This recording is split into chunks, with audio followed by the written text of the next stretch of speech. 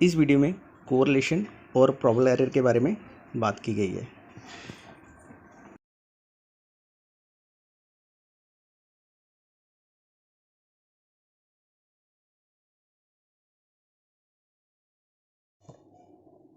Find the coefficient of correlation and probable error from the data.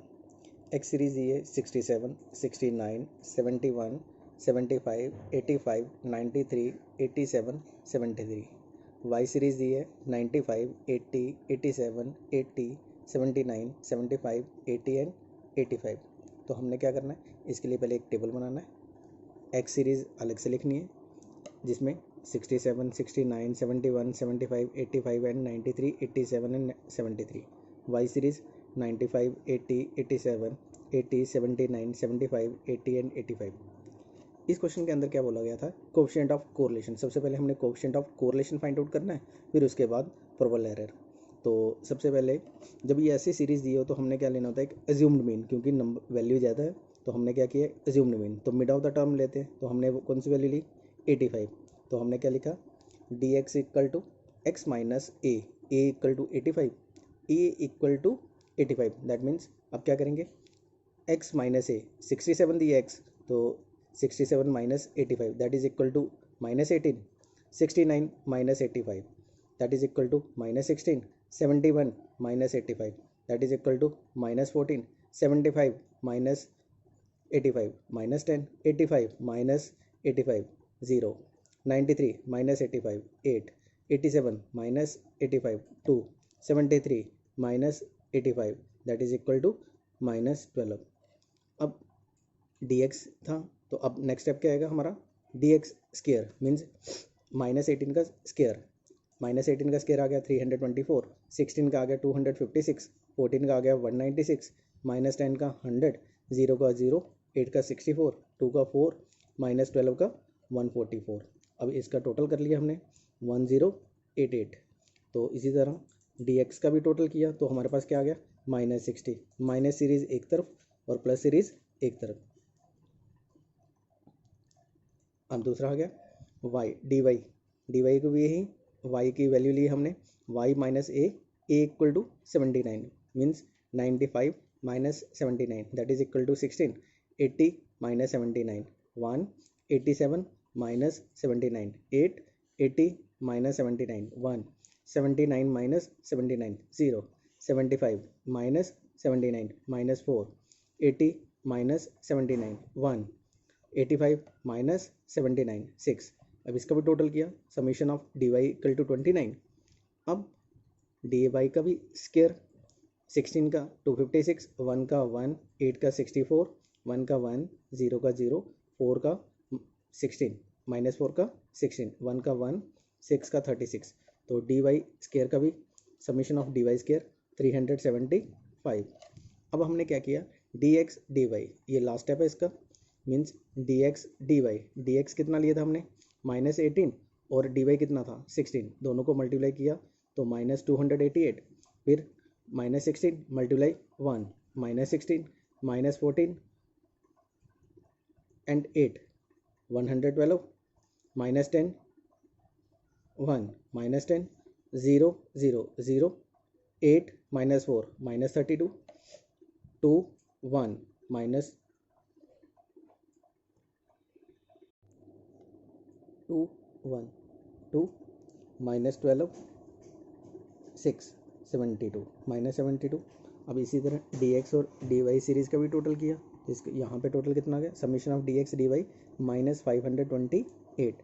तो अब हम क्या करेंगे, ये सब सीरीज़ का टोटल कर लिया हमने, डी एक्स का आ गया 620, डी वाई का 661, D X minus 60, D X का square 1088, summation of D Y 29, summation of D Y square 375, summation of D X D Y equal to minus 528. ये हमारे पास टोटल वैल्यूज़ आ गई. अब हम क्या करेंगे, यहाँ पे पहले फार्मूला लगाएंगे कोरिलेशन का, n summation of D X D Y minus summation of D X into summation of D Y upon under root n summation of D X का square into summation of D X whole square in under root n summation of D Y का square into summation of D Y का whole square. तो values क्या आएगी, summation of dx dy, इसके पहले summation of dx dy n कितना था हमारे पास, n मीन्स टोटल वैल्यू कितनी दी थी 8, समेशन ऑफ dx dy कितना दिया था -528, माइनस dx कितना दिया था -60, dy कितना दिया था 29 upon √n8 summation of dx square 1088 minus summation of dx का होल स्क्वायर, तो dx का होल स्क्वायर कितना दिया था -60 का स्क्वायर। इसी तरह y का n कितना दिया था 8, dy स्क्वायर कितना दिया था 375 और dy का होल स्क्वायर 29 का स्क्वायर।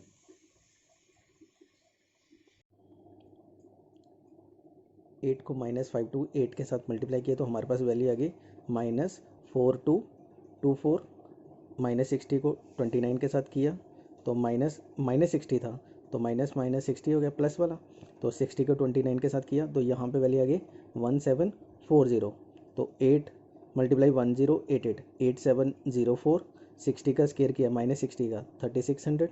इसी तरह 8 को 375 के साथ मल्टीप्लाई किया हमारे पास आ गया 3000 और 29 का स्क्वायर आ गया 841।